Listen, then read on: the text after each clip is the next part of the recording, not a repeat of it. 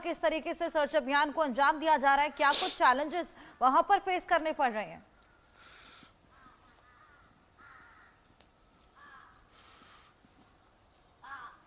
Unmute कर लीजिए दीपक।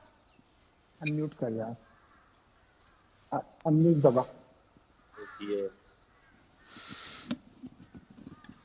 Hello hello. बिल्कुल दीपक, हम आपको सुन पा रहे हैं। देखिए, यहाँ जो नौशेरा का इलाका है, राजौरी का इलाका है, पुंछ और सांबा, यहाँ दिन भर तो स्थिति सामान्य नजर आती है, लेकिन जैसे जैसे शाम ढलती है, जैसे जैसे सूरज ढलता है और रात रात का जो गुम साया है, उसमें फायरिंग, उसमें सीज फायर का उल्लंघन, ये सब तमाम चीजें देखने को मिलती हैं। जो बॉर्डर के इलाके के जो आखिरी गांव है, वहाँ स्थिति ये है कि जो वहाँ के परिवार हैं, उनको रात भर बंकरों में रात गुजारनी पड़ रही है। ये लगातार स्थिति बढ़ती चली जा रही है।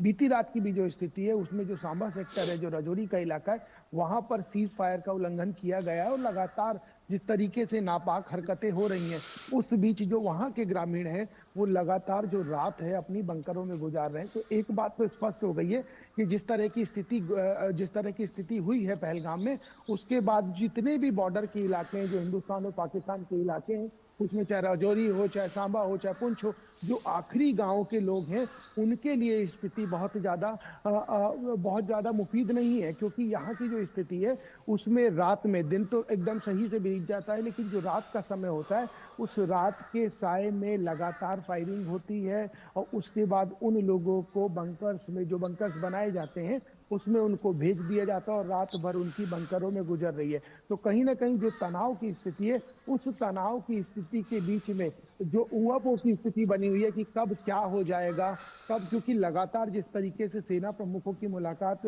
प्रधानमंत्री मोदी से हो रही है, और उसके बाद जिस तरह से उनको खुली छूट दे दी गई है, उन सब के बीच अब जो बॉर्डर के इलाके हैं, वहां सर्चिंग ऑपरेशन तो लगातार चलाया ही जा रहा है, सर्चिंग अभियान लगातार चल रहा है जंगलों के भीतर, और जो बॉर्डर के इलाके हैं वहां गश्ती लगातार चल रही है। कल भी हमने बॉर्डर का जिस तरीके से दौरा किया, तो वहां हर चीज अपने जो नियम है, जो सिस्टम है, जो गाइडलाइन है, उसके आधार से चल रही है।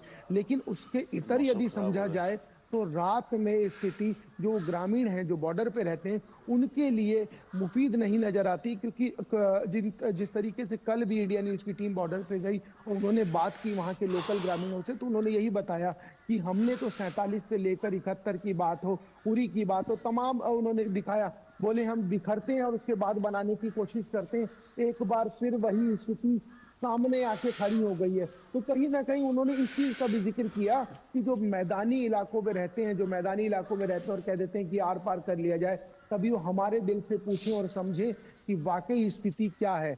हम लोगों से भी पूछें कि वाकई युद्ध होना चाहिए कि नहीं होना चाहिए।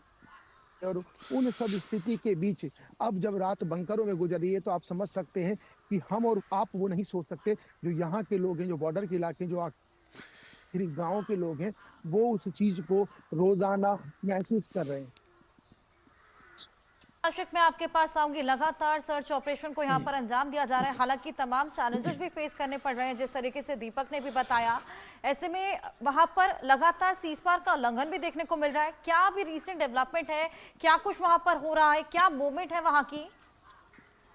देखिए हर्षा, बिल्कुल लगातार हम देख रहे हैं बीते कई दिनों से जो भी सीमावर्ती इलाके हैं कश्मीर घाटी के, खासतौर पर उरी या गुरेज या टंगदार मत्सल सेक्टर की एक जहाँ तक बात आती है, तो यहाँ पर लगातार सेना सुरक्षा बलों का सर्च ऑपरेशन चल रहा है। और बीते कई दिनों से हम देख रहे हैं कि किस तरह से इसका फोन युद्ध आ रहा विराम का उल्लंघन किया जा रहा है पाकिस्तानी आर्मी की तरफ से, लेकिन उसका जवाब जो है भारतीय है सेना लगातार दे रही है। Zoom meeting. फिलहाल अरे जो कनेक्ट तो है मौसम हम बना लोग। हुआ है, बीते कुछ दिनों से लगातार बारिशें हो रही थी, जिसके कारण जो इन्फिल्ट्रेशन अटेम्प्ट्स है उसके चांसेस काफी ज्यादा हाई बन जाते हैं, जिसके चलते अब बीएसएफ की तरफ से जो है अब मोबाइल चेक पोस्ट जो है कायम किए गए हैं इन सीमावर्ती इलाकों में, क्योंकि लगातार ये इनपुट आ रहा है कि आतंकी जो है पीओके के इलाके से लगातार घुसने की कोशिश कर रहे हैं, जिसके चलते अब सुरक्षा के कड़े प्रबंध जो है इन सीमावर्ती इलाकों में किए गए हैं।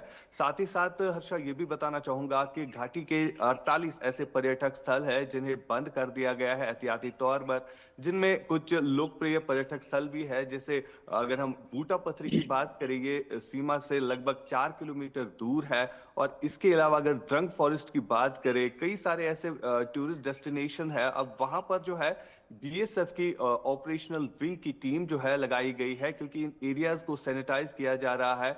ये भी खबर आ रही है कि वहां पर जो डोक्स बने होते हैं, आतंकी जो है इन डोक्स में ही पनाह लेते हैं। यानी पूरे जो भी घने जंगली इलाके हैं वहां पर इस समय जो है बड़े पैमाने पर सर्च अभियान चलाया जा रहा है, ताकि जो भी आतंकी ये घाटी में कश्मीर छुपे हुए हैं उनको जल्दी से जल्दी शिमला न्यूट्रलाइज किया जाए। फिलहाल लगातार युद्ध विराम का उल्लंघन हो रहा है और कल शाम को भी पाकिस्तान की तरफ से फायरिंग की गई, जिसका जवाब यहां से दिया गया। लेकिन सबसे बड़ी बात जहां स्थानीय लोगों की आती है, तो स्थानीय लोग जो है कहीं ना कहीं डर और खौफ के माहौल में इन सीमावर्ती इलाकों में जी रहे हैं। स्थानीय लोगों का मानना है कि जब भी रात का समय होता है तो अंधेरे के बीच में जो है पाकिस्तान की तरफ से फायरिंग आती है, जिसके कारण उनके परिवार जो है बंकर्स में छुपने के लिए मजबूर होते हैं।